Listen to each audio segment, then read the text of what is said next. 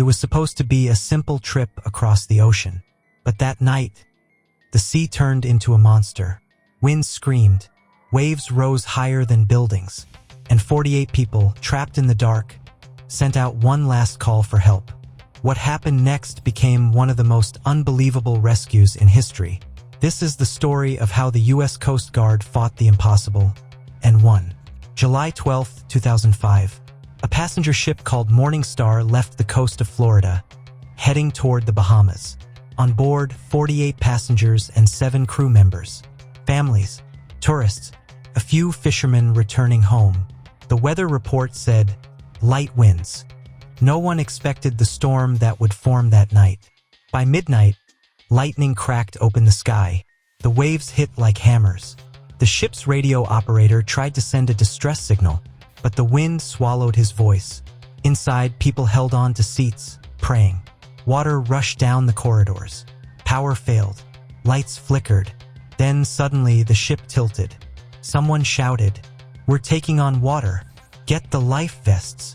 At 1:12 a.m., the Coast Guard station in Miami received a weak, broken transmission.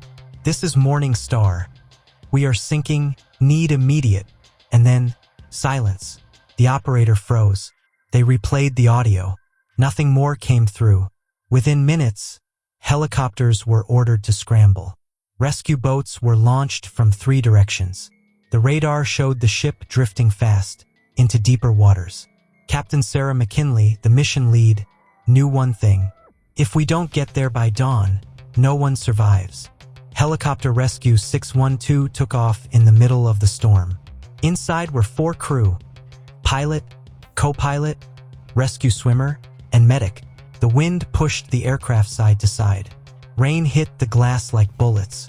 The pilot shouted, "We've got 5 miles of visibility." That's it.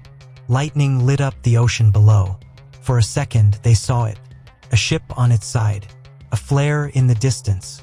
They'd found them, but getting there, that was the hard part. The helicopter hovered just above the sinking vessel. The waves were so tall they nearly touched the aircraft's belly. Passengers screamed below, waving, crying, holding children. Rescue swimmer Jake Larson looked down. He'd been in hundreds of missions, but this sea looked angry, like it wanted to swallow everyone. Jake jumped. The water was freezing. The waves pulled him under instantly. He fought his way up, gasping, then started toward the passengers. One by one, he tied survivors to the hoist line. The crew pulled them up.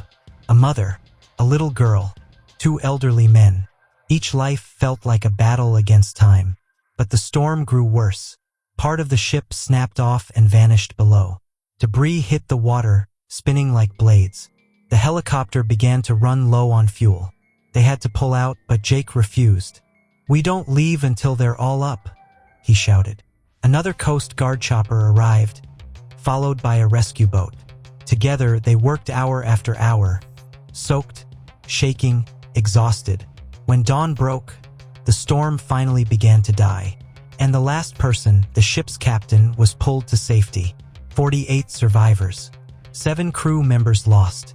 When the survivors reached shore, they couldn't stop crying. Some kissed the sand. Some hugged the rescuers like family. The Coast Guard's footage, later released to the public, went viral. People watched in disbelief as human courage faced nature's fury. Captain Sarah said, "We don't call them victims. We call them survivors." After the rescue, questions began. How did a safe voyage turn deadly so fast?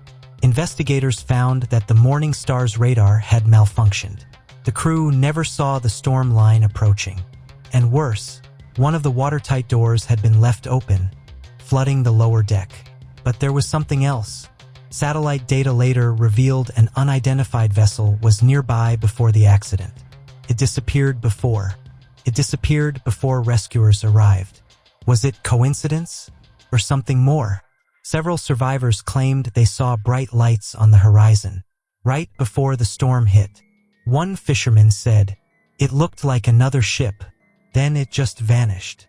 The Coast Guard radar confirmed a contact, but the identity of that ship was never discovered. Some believe it was a cargo vessel that ignored distress calls. Others whisper it was something else entirely, a ship that didn't want to be found. Weeks later, the rescue team received medals for bravery. Jake Larson, the swimmer, said at the ceremony, "We didn't save 48 lives. The ocean let us borrow them back." That line went viral. It summed up the truth of that night, how close they came to losing everything. Today, this rescue is studied around the world. New safety systems were developed from its lessons, including better distress beacons and storm tracking. For the survivors, every wave still brings memories.